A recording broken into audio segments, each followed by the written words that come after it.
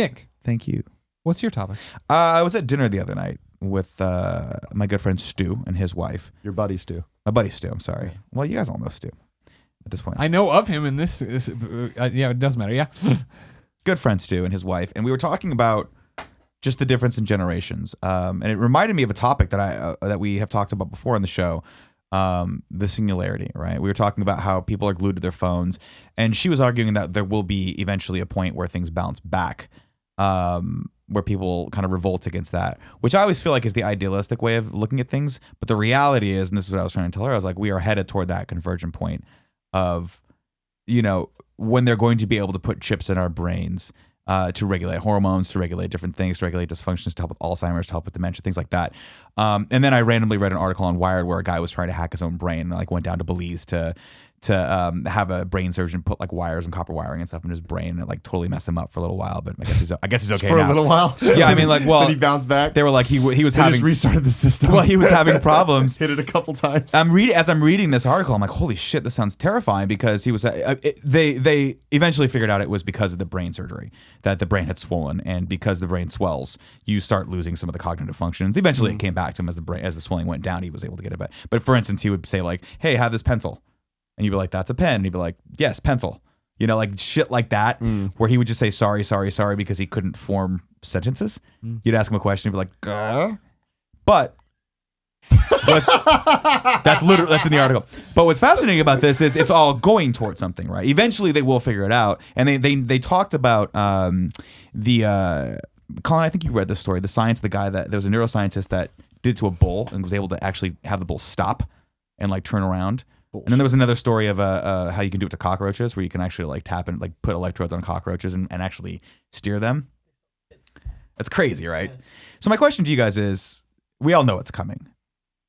Would you, in your lifetime, consider doing this? You wait for the S version. You wait for the S version? You wait till Apple does it and then you do it? I wouldn't do Gen 1, but I would totally be open to it. I'd want to. We're gonna, I mean, the reality is, this goes to what Ray Kurzweil talks about a lot, and people should read his stuff because he's a futurist, and futurism is fascinating stuff to read about, because it's the idea of it's not supposed to be science fiction. It's supposed to be like, what do we really think is going to happen? Right. And so these guys like look at this, and I think Ray Kurzweil thinks the singularity is in 2045. I think it might even be sooner than that. And I think he might even, I think he'd be as soon as the 2020s.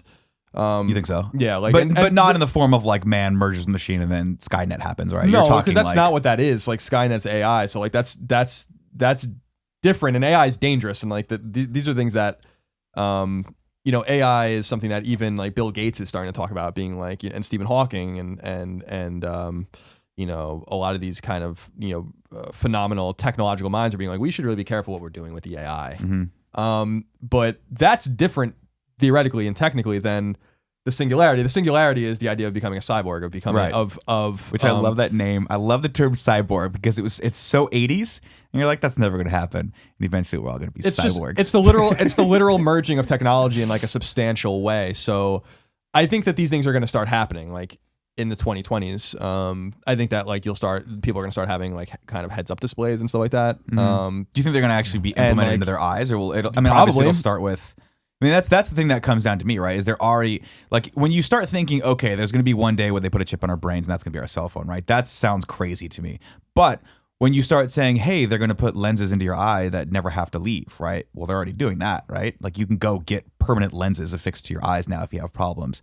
Like, that stuff exists. Unless I'm I just found out this week that there's contacts that you can leave in all month. Yeah. I did not know that. So that I think is what you're talking about, right? Well, that's where it's more likely going to be, where it's like, it's not, I don't think, going to be this grand, like, nothing, and then boom, here's the chip that logs you into the net and you don't have to leave your house anymore. It's the gradualness of it. And that's what's terrifying to me, is that like, I'm a late adopter of everything. You know that. I still have a iPhone 5S and it's still rocking. The new update works wonders for it. But like the newer generations will be like, cool, a chip that I put in my brain, I don't need a cell phone anymore. I can just be like, beep, boop, boop, boop, and Snapchat people. And, I hope I can do that. This is the thing, is that there's going to be, I don't agree that it's going to be gradual. I don't think it's going to be gradual at all, because gradual in the span of like 20 years, not like one day, boom, here's the piece of tech that like the glasses thing still isn't even a thing. Like, but you figure, that's the whole thing with Google Glass, right? Is that Google Glass Gen 1, that looks stupid. Fuck it. Google Glass Gen whatever where it is. Well, that's why I any think the frame you gradual want. comes, though. Exactly. And then it'll be lens and then it'll be implant. Yeah. But think about it this way, like we've talked about Baker's law, I think it's called, and stuff like that. The idea that I think every 18 months the processing power multiplies by 2, right? This has been true for decades. It's incredible. And we've talked about it in the past, but like 10 years ago, the most primitive version of this phone you didn't even know would exist, right? Yeah. And now this is where many forms farther away from the one that came out in 2007, and it's a part of everyday life in the first world, right? Yeah. And even in developing countries. This device changed the world, right? Like it changed everything. He's holding up his phone if you're listening. I was going to say It's it's remarkable. remarkable. iPhone, but everyone like just assumes Uber, for instance, changed the way we interact with a sharing economy, right? And really came up with one of the ones that come up with the idea of the autonomous vehicle. The autonomous vehicle was something we were hypothetically talking about 2 years ago. They're like really close now to that. Like it's only a couple of years away from Apple probably revealing Project Titan and these other You're talking companies about a putting vehicle that just drives driverless itself. comes In up 10 to you and years, picks you up, and you're like, in 10 right. years, I was just listening to a thing on NPR about this. In 10 years, like they're like, these things are going to be everywhere. Now, like a year ago, we didn't even think about it as more than a hypothetical. And they're like, in 10 years, you probably won't even need to drive a car ever again. You know what I mean? That's if you perfect don't want because to. my car will last that long. That's awesome. So what I'm saying is that like I'll these get a new things, car when it comes. I Yeah, you're could gonna drive- space you're it gonna out 10 years. self-driving car. Yeah, absolutely. The Honda. So what happens is that these things like snap into existence like this, right? Like the mainframe post World War II computers that could barely run anything, that used ticker tape and all this kind of stuff to like give feedback and punch cards, turned into smaller room size computers that were at universities that might have had like an interface on some sort of small screen or an oscilloscope, that turned into Apple I, which was a thing that was presented at a homebrew fucking computer club at Berkeley in the mid 70s, which turned into Apple II, which was a computer many times more powerful than it, which turned into the Macintosh, which turned into like all within the span of 25 years. Yeah. Before you knew it, you had this. Right. You know what I mean? Which more- is literally probably 1 billion times more powerful than the Apple I. Right. You know, it didn't take that long. Like this thing is smaller and more compact and more useful and more ubiquitous and has more utility than anything we could have ever imagined. 15 years ago, no one had any idea that this was going to happen. And so all I'm trying to say is that, and by the way, we had cell phones 15 years ago, 20 or 25 years ago, but no one knew it was going to turn into this. We all thought we were stuck with those little tiny keys on the What it on the Blackberries. requires, what this all requires, what the idea of futurism, I think, and like the futurist kind of like mentality of like just reading this kind of stuff is, you have to have smart people that have vision. That was what Steve Jobs was. You know, that's what Elon Musk is. These guys have vision, and that's a really rare thing to have because this technology's here. The ability to do what we want to do, the ability to go to Mars, for instance, is possible. We could have done it 40 years ago. It's going to take someone to be like, well, maybe it should be a suicide mission. Like someone to just like cross the gap and be like, well, how do we actually make it happen? How does it actually happen? What is the, you know, when Steve Jobs went to Xerox and stole the mouse and the GUI and the Ethernet cable and all those kinds of things from them, they had no idea. They were sitting on that stuff for years. People should go read about the Xerox Alto and the Xerox Star. These computers in the 70s were what the Macintosh would be 10 years later, but they had no idea what to do with it. It takes like someone with vision to say like, oh, a mouse? Like you don't have to use keys? Like you use your hand on a trackball and it clicks on things? And these guys are like, yeah, we invented this 10 years ago. And he's like, all right. Well, they we're gonna like I see what this actually is. Right. He was the one that said, I'm gonna take this and go and pair it with a user interface that works for it and put it in living rooms. Right. Like that's just something that's something that I wish I had more of. Obviously, everyone wants to be more like Steve Jobs, but like I can't draw those parallels, right? Like that's why I'm such a late adapter for everything. Where I'm like, I look at these things and I'm like, I just don't need this. I don't need the next generation of it. You do. And you're holding up an iPhone 5. I mean, to be fair, Tim's is the most powerful at the table, right? Sure, Kevin would argue that his is many more times more but powerful. That's when the it turns point. on. The thing is that like at Xerox at Zero, people should read about Xerox. PARC, it's called PARC, Paul Alto Research Center. Really remarkable place in the 60s and 70s. What they were doing. These guys in the mid 70s had fucking computers with graphical user interfaces connected to the internet, like an intranet, sending email to each other. In the 70s.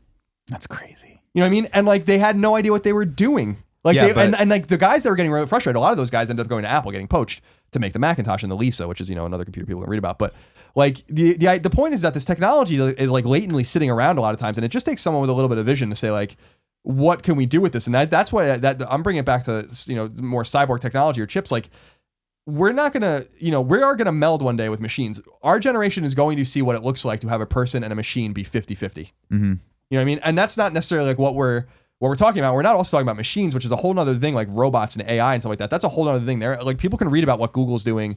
No, but I mean like with their company in near MIT, where they're making like autonomous like robots that think and move. And that's like a whole separate that's way more dangerous than what we're talking about with cyborg technology, or whatever, we were putting chips in our heads. The idea of like turning your brain data into computer data, of backing up memories, of like doing all sorts of like weird things. Like, how can you do this? Like, people are researching this kind of stuff. It's fucking fascinating. Is it going to work? No, but it's going to take someone it's probably an existing technology that someone's going to have to be like, wait a minute. Turn it. Like, yeah, like, right. we've been sitting on this for years. Like, this will actually work. Like Google Glass. If someone were to come and be like, this is what's actually cool about it. Yeah, exactly. As opposed to it being creepy and you wear it and you're fucking filming people. It's like, can we well, I hope that functionality's still there. Can we have like a heads up display of some sort that like is useful to us? Like, that's not just like a video game thing. Can we have your health? It'd be great if it was the health bar. You're like, you need a power bar. How tired you are. Yeah, like, what do you need to eat right now? Like, what is it that you need? Like, what is your body missing? Like, is there something that like it can tell you? Like, you need to go to sleep. Like, your body will be 25% better tomorrow if you sleep at this time to this time. Like, it's weird things. Like Ray Kurzweil's ambitious goal of thought of it getting to there by 2045, I think is selling it too short. It's a shame because the scary thing about it is that we are on the cusp, and I read a lot about this stuff where like we might be one of the last generations of like really pure human. Mm-hmm. Like where soon we're like going to be able to, I mean, we're already able to do it. You can tell if someone's sick, if maybe they're going to have Down syndrome or something like that. Like, you can do all these tests in the embryo, but like, what happens when you can really straight up go into a doctor's office? And you can already kind of do this, I guess, in the main, but like where normal parents would be like, the baby's going to have blue eyes. It's going to be a girl, like it's going to be a brunette. It's going to be predisposed to these things. And like, well, they can be hot. They can do. I mean, the shit they do with like when people go in for, what is it? Drug testing. No, not randomized drug testing. Fertility testing, right? When they go in and they'll take eggs, they already sort of do that, right? They're able to look at a grouping of eggs they have and find the strongest one that has the best shot of like weeding out those the shittier traits. But I mean, like, I think they can do it already, right? Can't they go in and look at genes and actually like, yeah, they can. It's illegal, but they can do it. Right, exactly. Like, engineering like that is not like, this is where bioethics and shit like that comes in. It's going to get like super complicated in the coming decades, because we are going to get to a convergence point with the machines, and we are going to be coming to, and with technology and with the internet and with constant connectivity, but we're also going to come to a convergence point where, and this is like the more interesting thing, like where we may never die. Right. Like we're getting to the point where like you can clone. It's not like just a matter of like taking a heart from someone else putting in you. Like, you can clone your own heart. Right. Your body won't know the difference. Yeah. You know what I mean? Yeah. It's. Are we meant, like, we're getting to a point where I've talked about this a lot in the past, and this isn't a unique idea, but like where humanity is unique because it's the only thing that outsmarted evolution. Mm-hmm. We know exactly what we're doing. Like, we know like our nutritional standards and our ability to have entertainment and all these things, and only a few thousand years made us from cave dwellers that lived for 25 years, if you were lucky, to people that can live for 100 years and can outsmart all sorts of diseases and all sorts of dangers that our cave dwelling ancestors and our primitive primate ancestors could never have ever dreamed of doing. And like, so it's like, what does that look like when the earth has 25 billion people? That's the problem. It's not culling the herd anymore. Right. The overpopulation will get to be crazy, and we'll all fucking be in a horrible, horrible place. But we're going to get a lot of likes on our Instagram pictures. That's true. We're going to fucking crush it. The ironic thing is that this outsmarting of evolution is the reason why we're probably not going to live forever, like as a species, because we're too smart for our own good. Like, we don't know how to live in a symbiotic relationship with our planet, and we don't know how to live in a symbiotic relationship with each other. So adding more and more on. Remember, like, it wasn't that long ago where, I was reading about the Roman Empire, and really like the Roman, like the post-Republic era. So like, you're talking about like 300, 400 AD. They controlled 20% of the population of the earth, which was only like 75 million people. You know what I mean? Empire? Yeah. Like, there are 7 billion people on the planet. It's going to go up to like 10 billion in a decade and a half or something like that. And then like on and on and on and on and on and on. And it's like, it's an interesting thing about like the death of us might've been that we were too smart. But see, Like, that's where I it's think this interesting. comes in, right? When I think about how I would use this, like my first instinct is like, no, absolutely not. I'm scared that someone would hack my brain and like be able to take over parts of my body or functions of my body where like I'd never be able to get it up anymore, right? Or something like that. Like if Kevin That's had what they do when they hack you. if Kevin had the it, you would code, always be hard. I would walk around and just be like, it's chafing. I have to. I'm sorry, guys, and I would just have to pop it out of the Dicks fly. up. Dicks up. Sun's out, guns out. But then I think, well, how awesome would it be though? Because like I use a fitness app, right? When I'm so inclined, when I'm feeling like, okay, I need to lose weight or be healthier, I will log my food and my exercise in to the best of my capabilities. But I can only go so far with that because I really don't know what's in, how much caffeine's in here or how much sodium is in the sandwich that I just ate or the meat that I just ate, right? But if I had a chip in my brain that was analyzing all that and feeding me real-time data of saying, hey, you need more sleep, you need more vitamin A, vitamin D, whatever that is, to reach stasis, I think that would be really, really cool. But taking that a step further to talking about the overpopulation problem, what are you laughing at? Trying to stop and I couldn't. Sorry, I was laughing because I couldn't stop laughing. Go, okay. oversaturation problem. But think about when you talk about the overpopulation problem, like imagine if that chip could also regulate birth cycles. Yeah. Right? Or imagine if you could just turn it off. So it's like, I don't want babies. I don't want turn it babies. off. Or you Turn it just off. copy and paste yourself. But what this comes Which down people to would, that's what Colin's talking about, right? So we wouldn't necessarily need to procreate anymore because we would live forever. When you're talking about immortality, like why would anyone need a kid beyond that point if they could live forever? You just wouldn't. Like some people would, of course, like, hey, I want to bring more people into the world. But people like us would be like, I mean, they knocked it out of the fucking park first try. Yeah. So what are we gonna iterate on? It's not gonna get any better, maybe taller. Hold my body, download my memories. It's fascinating to think about all of the more totalitarian, dystopian like notions that this kind of stuff brings up about population control, about control of governmental agencies. If the internet can connect to your brain, what stops them from controlling you? Like what stops them from hacking you? Like I know that for a fact that I've read about, I think it was Uber that like is paying hackers to try to hack their autonomous vehicles because they know that people are going to fuck with them. Well, no, there was that story about the reporter that they think that the government hacked into his Mercedes-Benz and throttled it, so he fucking rammed into a tree. Did you hear that? Yeah, I mean, these theories have been going around since computer chips entered the car. Well, these kind of like the idea is that like with the tech, there's a convergence of also technology with like control. That like the more we give into machines and the more we give into like a centralized kind of thing, the internet was invented in the main by the American government. And again, it wasn't until people saw the utility of what it could do in the World Wide Web, which is different than the internet. And that's why people get confused saying like the American government didn't invent the internet. Yeah, it did.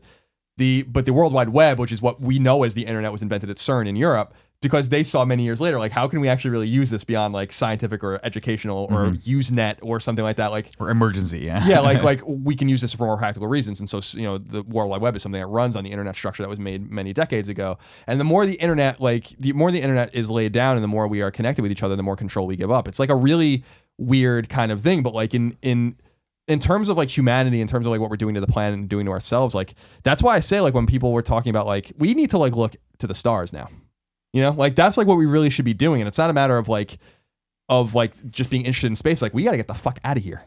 You know what I mean? Like it should be like a national and worldwide priority. Get our asses to Europa. Yeah, like call it a day. because it's going to take hundreds of years for us to really figure this out. And like and every day we wait is a day like we are wasting time on a planet that will not be able to sustain this race for much longer. And it's not like a doomsday kind of thing. It's just to say like humanity could live forever if we're just smart enough to get the fuck out of here. Right.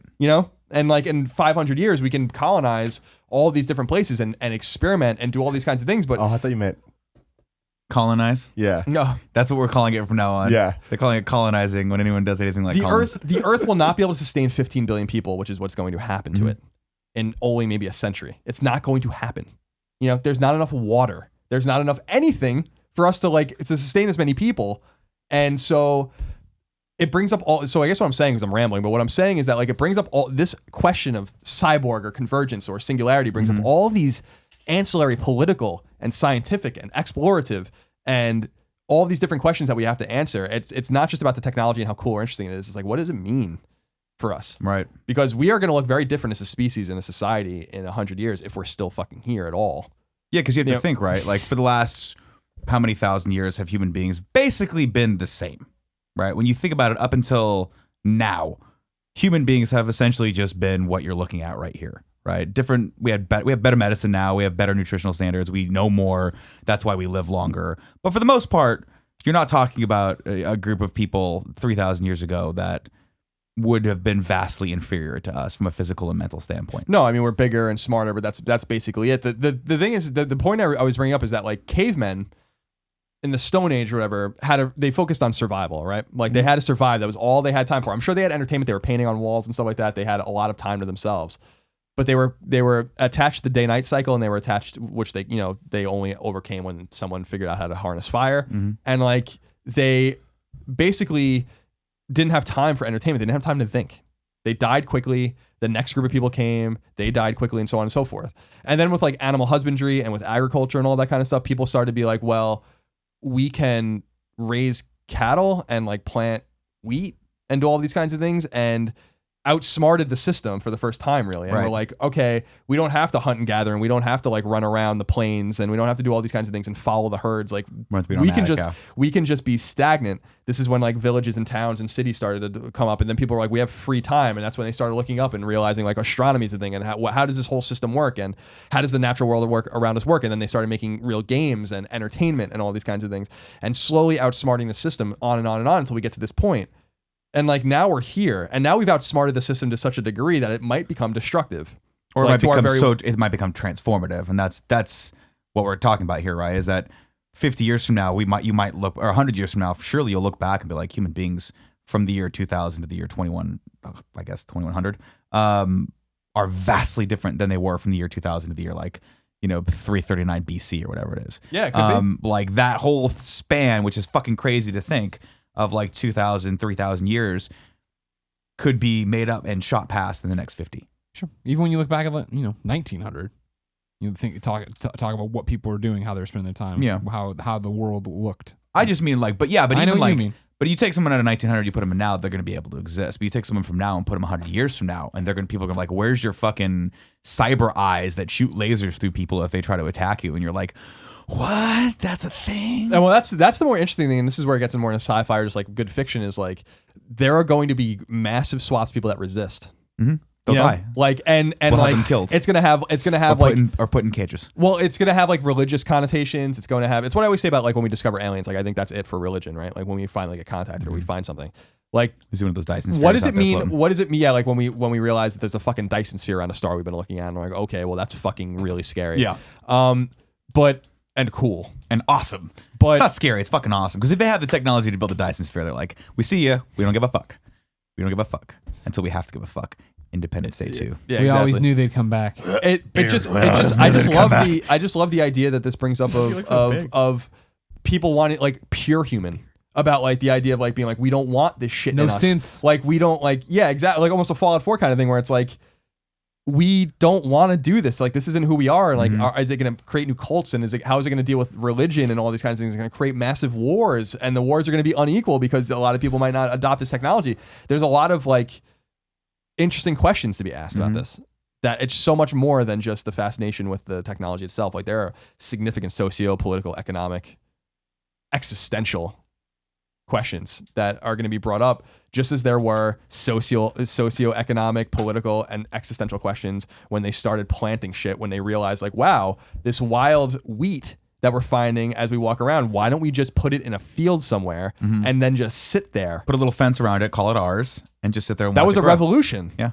That was one of the greatest revolutions in human evolution.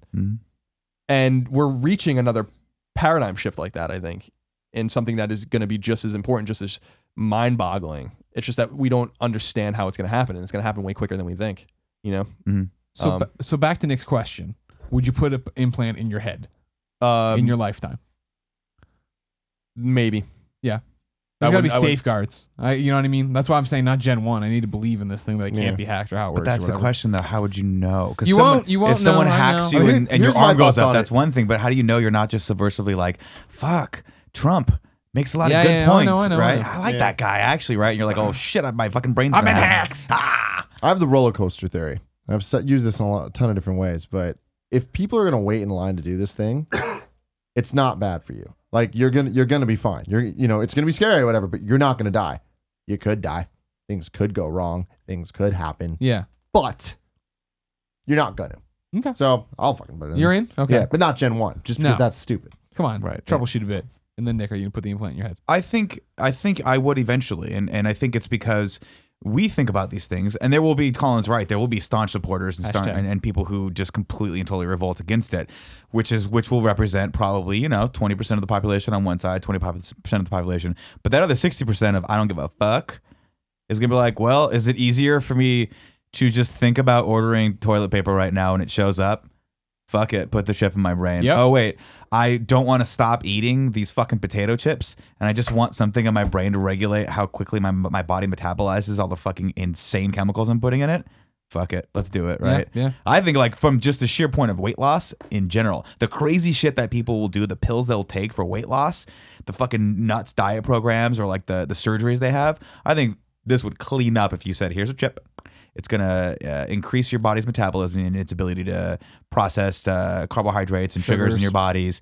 And you're never going to get diabetes, and you're never going to get heart disease. And you're probably going to live to be 100 unless you get hit by a car. It's going to scrub all your cholesterol out of your... all the cholesterol. It's who knows what it'll do to your liver. It'll probably kill it, but whatever. We'll just, like to Colin's point, we'll just grow you another one. I think 60% of the people will be like, sounds good, let's do it. And the doctor's like, do you want to read this brochure about all the fucking horrible things? I don't want to read. Next in the terms of service. Yeah, you're like, cool, put it in the back of my head. And then the question will be, how quickly will we have to upgrade that once it comes out? Every 6 months. Here's the thing. Here's the thing I'll leave you with is I was thinking we were talking about not too long ago whether or not it's a hoax or what we were talking about the head transplant, right? Mm-hmm. And like doctors were saying that one of the things that's scary about that is even if it worked, the level of insanity that would happen in that person's head is unlike anything that like we know how to deal with, or like anything that we like. It would be, and like that's the other thing you have to think about is like, what do these chips do? Like, how crazy might they fucking make you? Like, these what are the happens if things. It stops working? Right, exactly. Like this is what I'm saying. Like there's such. There's going to be this is going to be fascinating to watch. It's going to be scary to watch. It can have existential problems for our race and for our planet. Because there is going to be unintended consequences and blowback up the wazoo. For this. For this kind of thing. Like we have no idea what we're doing. I'm not saying it's bad because I think we have to go along with technological progress and it can help us. But the blowback on this alone and the unintended consequences of that's laser eyes. That's why I think it starts gradually, right? Like they're already doing things like that when it comes to birth control, right? I forget. There's a coil they put in women. There's also, I think now they're giving them like a monthly shot, and I don't think it's that far from. I think they can actually put something in your skin that is kind of a chip that regulates the hormones going in and out. And so it's a lot better than having anything like actually inside of you. It's just like a skin level thing.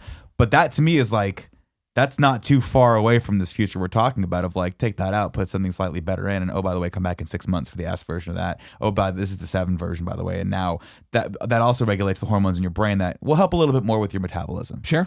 And then, oh, by the way, this chip has an RF fucking indicator. RF reader, yeah. We can find you wherever you are. We know what's going on. And guess what? You're a little all low. your credit You're cards a little low are on attached these. Yeah, to exactly. it. So that's the gradual. Yeah, and then it's like, oh, we know what you're thinking. And then future crimes, and then like all sorts. Like there's like super Orwellian. Dude, future crimes is gonna get me so bad.